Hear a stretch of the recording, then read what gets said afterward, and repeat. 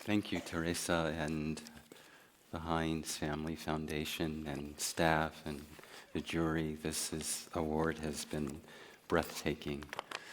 I've been thinking a lot about creative freedom, which this award certainly inspires. In early 2018, I read 3 books at the same time, all of them propositions for freedom. They contemplated its seeming impossibility and the inspired labor of working toward the impossible, of believing. From J. Krishnamurti's On Freedom, 1991, quote, "Freedom is not from something, it is an ending of knowledge. Do you follow?" No, not quite. But since I was 18, I've trusted without submitting to most of what Krishnamurti has written. I fashion, then I am an innocent. Angela Davis's Freedom is a Constant Struggle, Ferguson, Palestine, and the Foundations of a Movement, 2016, is expansive, radical, and practical. She fiercely imagines a global and intersectional freedom from social injustice, racism, mass incarceration, poverty. I adore her, have adored her since I was 16. But I don't completely trust that we as a species could ever be altogether free of these inequities. You notice the progressive nature of things. Things run down. The playwright Sam Shepard's freedom resides within his dying body. I don't recall the elusive noun used once in his last book, Spy of the First Person, a book deliberately written as a last book. His is a more plausible freedom, one I trust more than the rest, a squall of knowledge, abstract but also functional and palpable, like something you carry in your shirt pocket, perceiving its particular weight until it's not there anymore, has fallen out or else become a part of you.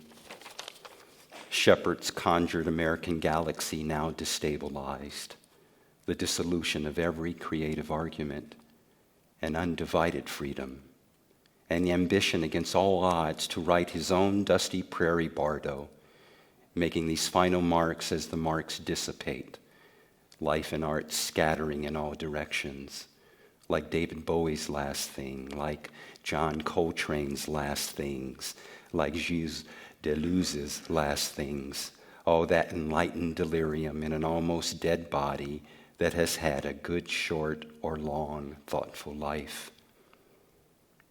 What might be is my freedom treatise. I am very much alive. I am an artist. I remember announcing that to myself for the first time after a mini lifetime of being creative. I was 25 or 26, thereabouts.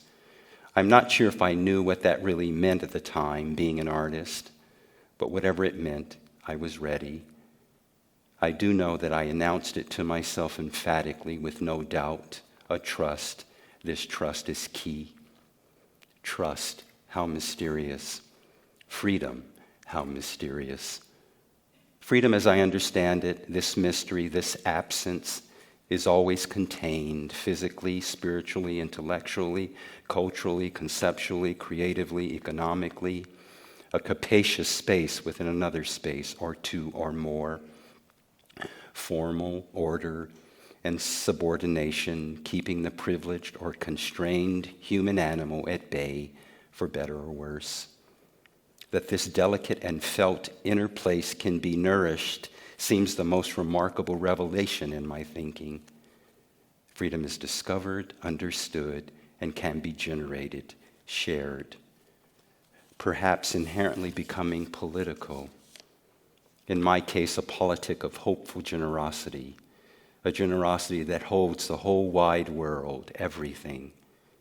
As I mentioned, I fashion, then I am an innocent. I was recently part of an international performance conference in Dusseldorf in 2016.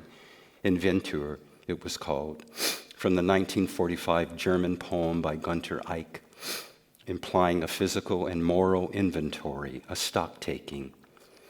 Much of the discussion, in essence, centered around the questions of how art performance could have more in common with political activism, have a more direct social consciousness, awareness. I listened for a few days to quite a few concise critical arguments, a variety of cultural points of view about responsibility to art making in relationship to various global political issues, and came to a temporary conclusion that when I march and rant and protest to my current obscene government and its politics, that I am being a good citizen.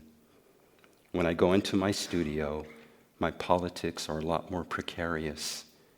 A requisite requirement, it seems. A cultivated ethical and moral stance suspended. My passionate belief system lost in the black hole space of the fluid and daily questions that arise about my fragile existence. Poetry is poetry, protest is protest, said the great poet John Asbury. I would add, freedom is an opportunity. I think the argument actually it's not really an argument. Those of us that have the privilege, yet another mysterious thing is privilege. Those of us that have the privilege to obfuscate our cultural bodies and politics, we make some kind of art, a play beyond or inside the fray, or we embody something beyond ourselves because we have no choice, and call that embodiment whatever we want to call it. I call it freedom. Thank you.